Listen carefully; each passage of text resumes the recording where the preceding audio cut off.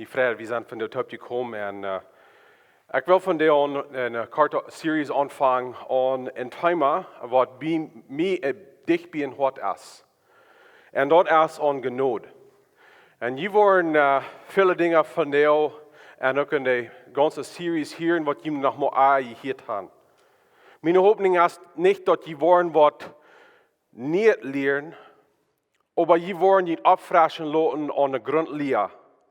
En dat is dat God is ons gnädig. En we willen zijn wat genade is. En we willen zijn wat dat ons werkelijk ganz anderen deed.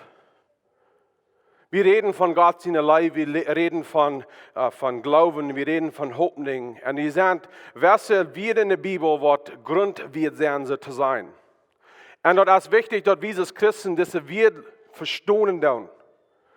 Wenn dat zijn wird, wat wir verstehen, dan können wir unser Glauben verstehen.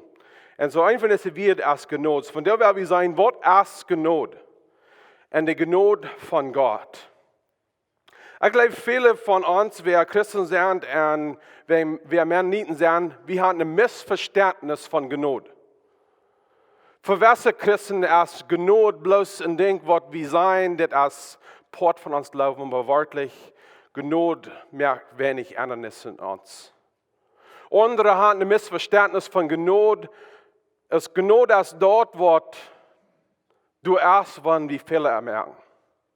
Büter dort, Genade ist, das setzt ein bisschen besser Raum, was die Zeit, wo dort an der Genade fehlen wird. Aber es ist, ich will haben, wir sollen das verstehen, Genade ist viel mehr als dort. Genade ist dort, was uns fehlen wird von Gott. Und Genade ist eine Grundlehre, von wo Gott mit uns handeln wird. Ich wollte das vielleicht ganz simpel merken. Genade ist der größte Weg, wo der Gott mit seinen Menschen umgehen wird. So das ist wichtig, dass wir Genade verstehen. So was ist Genade? Ich glaube, Jesaja Kapitel 30, der 18. Vers, geeft uns ein klein Bild. Und hier sind ein paar Dinge, wo wir diese Vers nehmen wollen, um wir können verstehen, was Genade ist. Jesaja Kapitel 30, der 18. Vers, sagt es dit. Doorop, dat hij jünk Genade bewijzen kan, laat de Heer naar jünk. Hij merkt zich reid, dat hij jünk dat jenstig zijn. De Heer is een God die nom recht kijkt. Seilig zijn die de hoopning op hem hebben. Het eerste ding wat we moeten verstaan van genade is dat genade is een persoon God zijn. Een andere weg te verstaan, we willen het beste van een andere persoon. Genade is zo, dat is een verlangen in ons hart, dat andere dat God het krijgen. Dat is een je vallen. Aan mensen, we hebben je vallen van mensen. En dat zijn we hier. Hij heeft in de verlangen ons genade te bewijzen. So ik geloof dat is waar we moeten aanvangen, wanneer we verstaan wat genade is. Viele van ons hebben een beeld van God, waar God zich euren deed, dus een vader wat op een vuurbank zetten deed, of op zijn stal zetten deed, en hij heeft zich druk gemerkt wat allemaal hij deed. En wanneer de kinderen en je luid merken dan wat am aanwikkelen is, dan staat hij op en zegt, zie maar stil, zie maar smaak. Maar genade is zo'n waar een vader in de verlangen heeft, dat zijn kind, zijn leven, zijn truhartige leven, beleven dat. Hij wil het beste voor zijn kind. En dat is God zijn verlangen voor ons. Hij zegt, laat de Heer voor jullie, nooit jullie. De Heer heeft de verlangen om gnädig zijn te ons. En je würden zeggen, dat heeft zich zo goed. Dat heeft zich zo goed. God heeft genade voor anderen, maar ik weet niet of hij genade heeft voor mij. Genade is voor alle van ons.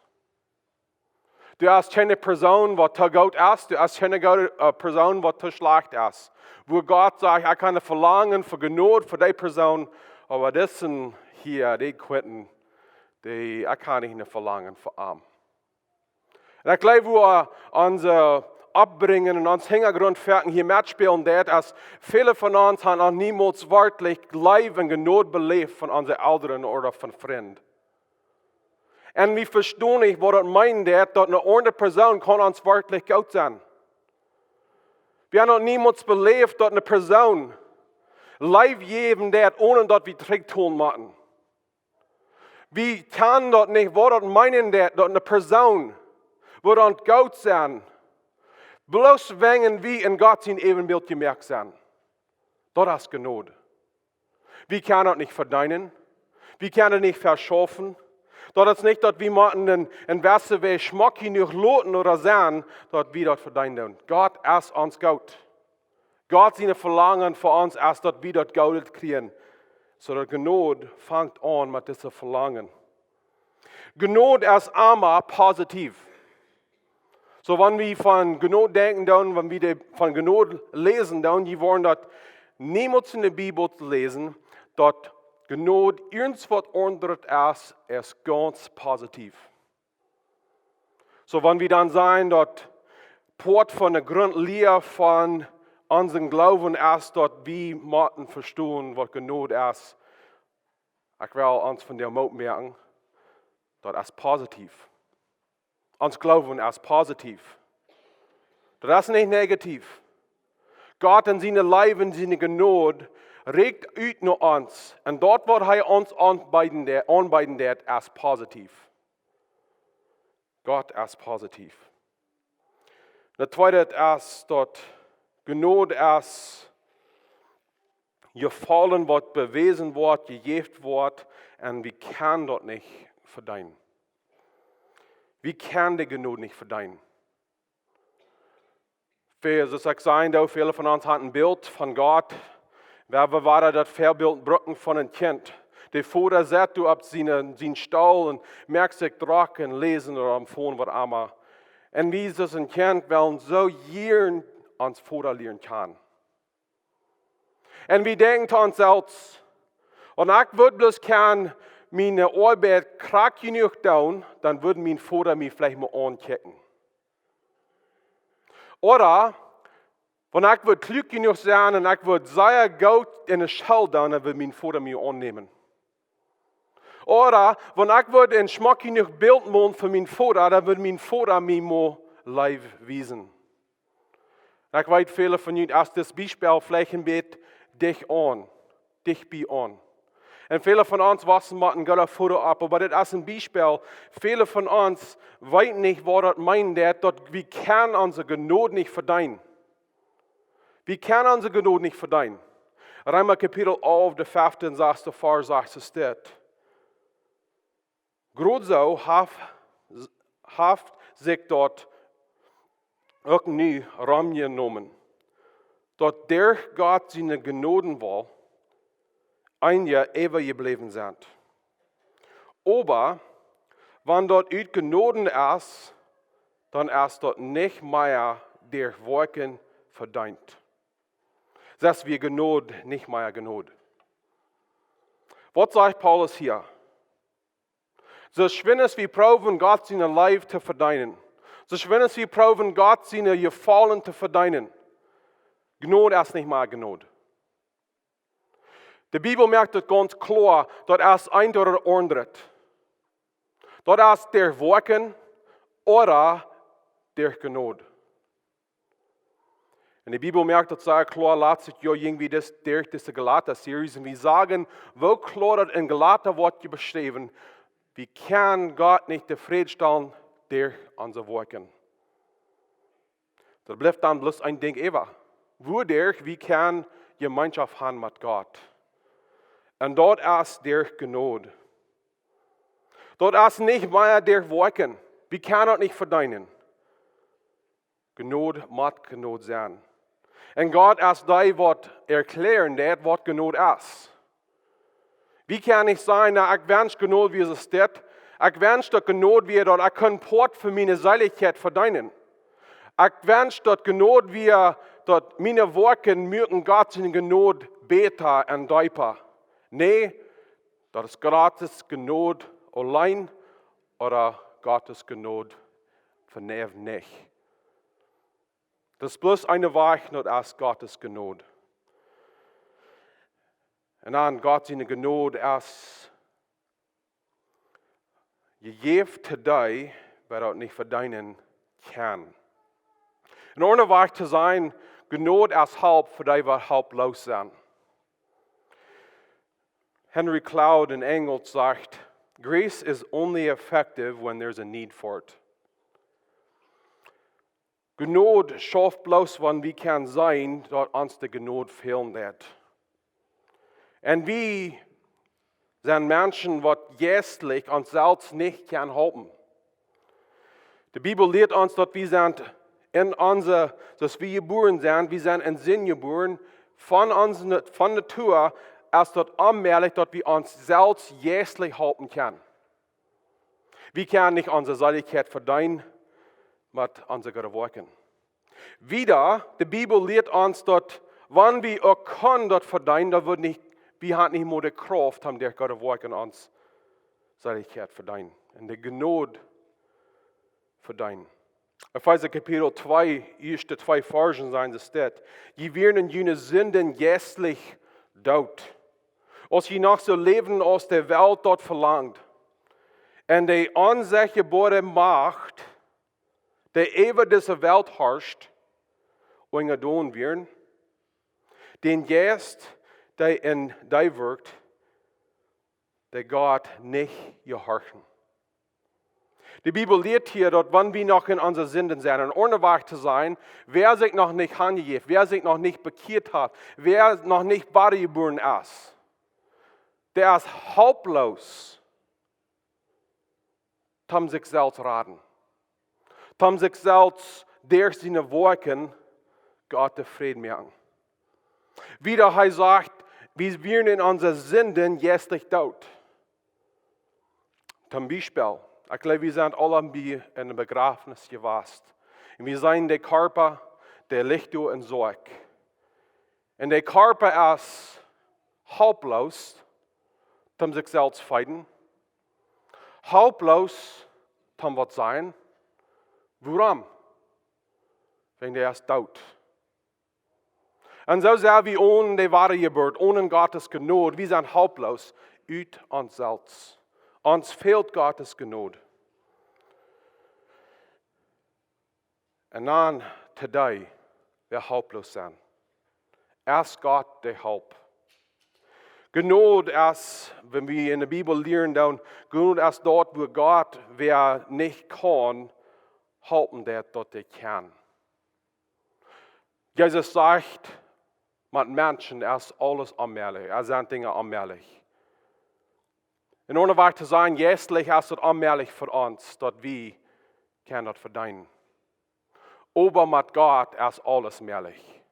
Wir halblos sein, kein Halb, dort wir gerat kann sein und frei gemerkt worden kann.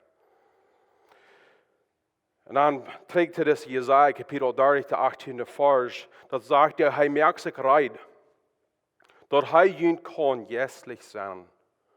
Das ist nicht bloß, dass Gott sagen wird, und wünscht, er kann Menschen halten, wünscht, dass er kann Leib beweisen, wünscht, dass er wird mal kann, seine Gnade beweisen, gnädig sein. Gott ist nicht ein Gott, was sagt, ich soll mal. Gott ist sondern, was er sagt hier, er steht ab. Er merkt sich reid, zum gnädig sein. Und es ist nicht, dass er bloß in Wunsch hat, er hat Gnade bewiesen. Er ist eine Halb. Das ist nicht bloß, dass Gott wünscht, er kann eine Halb sein, er ist eine Halb. Und du hast nicht in uns Leben, wo der Graut oder klein ist, wo Gott nicht eine Halb kann sein. Wo Gott in seine Gnade nicht raufreden kann und sagt, ich bin die Halb. Ich allein sind die Halb. Und wir fangen erst nicht, dass wir Jesus Christus proben, uit unsere eine Worten, uit unsere eine Kraft, unser Leben zu ändern, dass das besser ist. Wir merken, wir schaffen uns meist dort. Wir können diese Gnade nicht verdienen. Gott ist unser Haupt, wir können uns selbst nicht halten.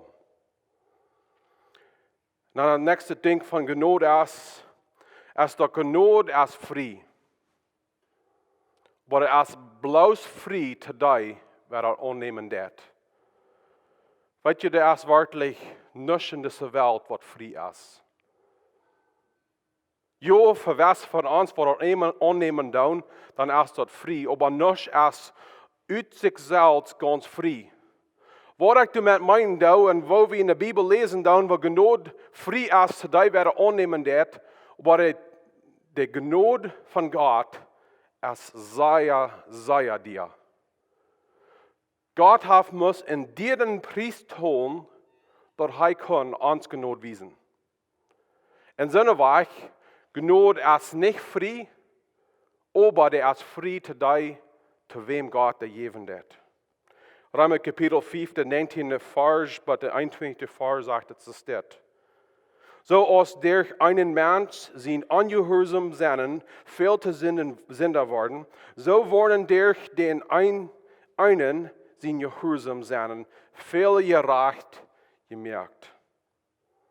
Dat Gesetz war gegeven dat de Sünd mehr für einen Tag kommen soll.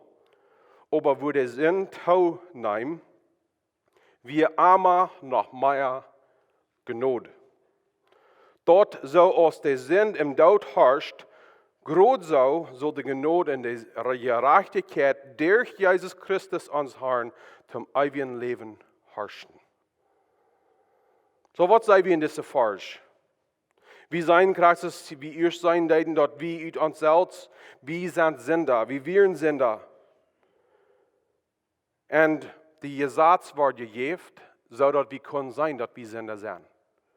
Die Gesetz sagt, wir sollen nicht lehen. Und wenn wir nicht bei der Wahrheit bleiben, dann sind wir Sünder. Die Gesetz lehrt uns, dass wir sollen nicht aufjanzig sein. Aber wenn wir uns loten Dinge janken und was nicht uns ist, dann sind wir. Aber dann hier ist ein Wort, was in der Bibel sehr schön hier nicht. Aber wo der Sinn teilnehmen, wir haben noch mehr Gnade. Da baut nicht wollen, dass wir sind du bist. Diese Vers lehrt uns sehr klar. Aber wo sind teilnehmen. Und ohne wahr zu sein, sind soll man sich so bosig taut, so ein grauter Klampen sich können fingen, dort ein grauter Klampen wir, und da baut nicht, wo grauten Klampen der sind du es. Dort sagt hier, wir haben noch mehr Gnade. Warum wird du einmal mehr Gnade? Er sagt, gerade so soll die Gnade und Gerechtigkeit durch Jesus Christus uns Herrn zu ewigem Leben herrschen. Die Gnade war durch Jesus Christus gekauft. Der Preis war geteilt, dass die Gnade kann gegeben werden zu uns. Wir brauchen die Gnade nicht betonen. Jesus Christus hat uns Kreuz den Sinn Schuld betont und für die Gnade betont. Das ist ein bisschen so, und das ist vielleicht ein Beispiel, was ladig ist, denkst, wie groß Gott in Gnade ist. Die haben vielleicht mal belebt, die haben ein Restaurant gefahren und die haben eine Multit bestellt. Und wenn die eine Multit, die haben eine Sorte gegessen, die sind reiten betont. Dann sagen andere, die Multit ist so betont.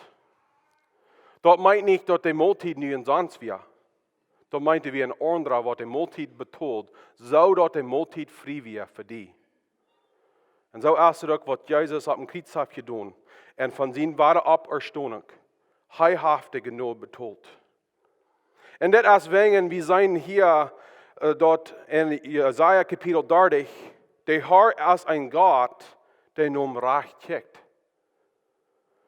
Menschen haben gewundert über die Jahre, wo das mehrlich ist, dass Gott gnädig ist und auch ganz gerecht ist. Wo kann das mehrlich sein, dass Gott herrlich ist? Er kann nicht Sinn verdrehen und doch gnädig ist. Wo ist das mehrlich, dass Gott perfekt und gerecht ist und immer nur Recht in Kicken wird und doch Gnade ist, Gnade geben wird, das ist Wills Jesus Christus hat die Rettung gekauft und hat es gegeben zu uns. Und mit dem sei wir dort Gnade ist einmal ein Geschenk. In Epheser Kapitel 2, der 8. Vers sagt es dort. Ihr seid durch Gott seine Gnade gerat. Willst ihr leben? dort ist nicht mal jene Wolken, dort ist ein Geschenk von Gott. Und was ist ein Geschenk? Dort ist ein Ding oder irgendwas, was eine Person geben wird, so dass die Person, die das nehmen wird, die nicht verbrucht betont. Und in diesem Geschenk, sei wie fertig, was die Verlangen gefallen ist, von der Person, die das Geschenk geben wird. Wir haben about einen Monat zurück, kamen wir alle taub. Das Familie, das Freund, wir feierten Weihnachten. Und wir haben Geschenke gekriegt in Weihnachtszeit, wo je können sein, die Person, die das geben, der hat hänger der Geschenk, hat eine tiefe Meinung von Life. Ohne Geschenke kriegen wir, und wir können sein, diese Person, die vielleicht, wenn das den 25. wir nach dem 24. schwimmen und Stuhl fahren, und was einmal eine Clearance bin, wir dort Zeiten für Weihnachten. Aber Gott, in seinem Geschenk, was er geben wird, weist uns, wo deib seine Leib für uns ist. Gott, seine Gnade kostet Jesus alles. Sein Leben auf dem Kreuz. Dadurch wir können losgekauft werden. Das sagt Jesaja klar, das ist dir Werk und das ist bloß dir Gnade. Das ist ein Geschenk. So, wenn wir dann ein Geschenk geben, wenn wir ein Geschenk geben, was ist unser Verlangen von das Geschenk? Unser Verlangen ist, dass die Person wird das annehmen. Uns wird das sehr steiten im Hort, wenn die Person sagt, ich will dein Geschenk nicht. Oder uns wird das weiter in den Hort, wenn die Person wird über das Geschenk grunzen. Oder uns wird das schwer in Hort sein, wenn die Person wird das Geschenk annehmen, so wenn es wie wegführen, fangen wir ut, dass er hat nur das Second-Hand-Stuhl gebracht. In Geschenk, wenn wir das geben, wir wollen haben, dass die Person soll sich freuen über das. Die soll das annehmen. Wenn wir ein Geschenk geben, besonders wenn wir viele Leben, Gedanken in Geschenk sagen, dann tun wir das durch, dass die Person kann halten. Und so ist es auch, wenn Gott uns das Geschenk hat gegeben. Er will nicht haben, dass wir das übergrunzen. Er will nicht haben, dass wir das wach sagen, so wenn es wie Glauben dort möglich ist. Er will haben, dass wir das annehmen und dass wir das wirklich sein, für was es ist. Seine Leib, was ausgeeift wird, durch Gnade. Wegen Gnade ist ein Beweis von wer Gott ist. In Psalm 103, in der 8. Vers, lehrt uns ein klein bisschen, wo diese alle taubgebunden sind, und wir sehen, dass Gnade erst gebüht an wer Gott ist. Psalm 103, der 8. Vers, heißt es, der Herr ist voll Gnade und Mitleid, geduldig und treuherzig, leibtüchtig. Er wird nicht einmal schellen und wird nicht einmal ewig ohrig bleiben. Wir sehen erst dort, Gnade ist ein Beweis von Gott, seine Mitleid. 2. Mose Kapitel 34, der 6. Vers sagt, der Herr kam bei und vorbei und sehe, der Herr ist Gnade, ist Gott. Mitleidend, voll Gnade, nicht leicht doll, und sehr leibtüchtig und treuherzig. Gott ist mitleidend. Wenn Gott mitleidend ist, Gott sieht, wo wir sind, das sind wir sind ohne Halt, wir sind haltlos. Und wenn Gott mitleidend ist, sieht er, wo wir sind, und er jammert sich über uns. Er jammert sich über uns. Er ist nicht ein Gott, der ein kaltes Hort hat, was diese Not kann vorbeigehen und nichts mehr tun. Er sieht, wo wir sind. Er sieht, dass wir verloren sind. Und wenn er Mitleid hat, gibt er seine Gnade. Wir sehen hier, dass Gott ist geduldig. Er ist geduldig. Und weil er geduldig ist, gibt er einmal und einmal noch eine Chance. Dass wir uns einmal und einmal frisch abmerken können und wir einmal weiter seine Gnade annehmen können. 2. Petrus Kapitel 3, der 9. Vers sagt es dort. Der Herr vertragt seine Versprechen nicht so lang, so als einige meinen. Hij heeft bloos geduld met junt. Wils hij wel dat alle man zich opmerken zal en dat keiner verloren jet. Waarom is God geduldig? Hij wil gaan dat jeder man, jeder mens zal zich opmerken met God en selig worden. En dat keiner verloren wird. Ik geloof hier, sei wie Verken war da ein Vorbild von wat wie met opwassen deiden. Wie zijn Verken in Gott, wat sich leg euren dat. Dat fehlt wenig in Gott der Zettel und so zu sein auf seinen Stuhl und hij hat sich sein gesagt, wie sein bis euer. Und wie gehen Jesaja Stellverweise zu sein, dass Gott nicht einmal wird sich euren über uns. Sag ich lieber, dass Gott ist geduldig. Er will dass keiner verloren wird. Und dann der Grund, für warum Gott gnädig ist, dass Gott ist live. Römer Kapitel 5, der 8. Vers sagt es dort, aber Gott weist uns seine Leib durch an, dass Christus für uns starb, als wir noch sind da wären. Gott weist seine Leib. Gott leib die. Gott ist die Gott. So wo beweist Gott seine Leib dann zu uns? Ich war vielleicht ein bisschen böse durchgegangen, aber ich will ein paar beweisen, wo der Gott seine Leib bewiesen hat. Oder seine Gnade bewiesen hat.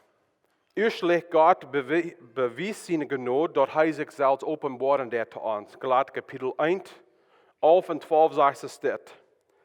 Dit soll je weten, Brüder, dat Evangelium, dat ik u predigt, nicht von Menschen kam, dort habe ich von keinem Mensch gekriegt und dort hat mir auch keiner gelehrt.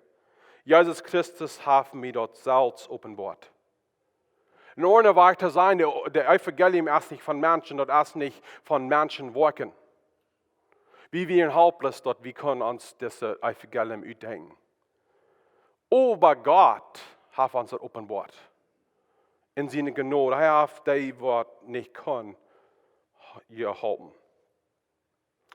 Das nächste Ding ist, dass er hilft uns in seiner Gnade alles, was uns fehlen wird. Wir haben uns das nicht verdient. Die schmacke Städten, wo wir wohnen, unsere Gesundheit und alle die Dinge, was wir haben. Psalm 145, der 8. und 9. Vers sagt es, der Herr ist voll Gnade und Mitleid, sei geduldig und reck und treu hat ihr Leib. Der Herr ist zu allem gut und sein Mitleid regt über alles, das er gemerkt hat.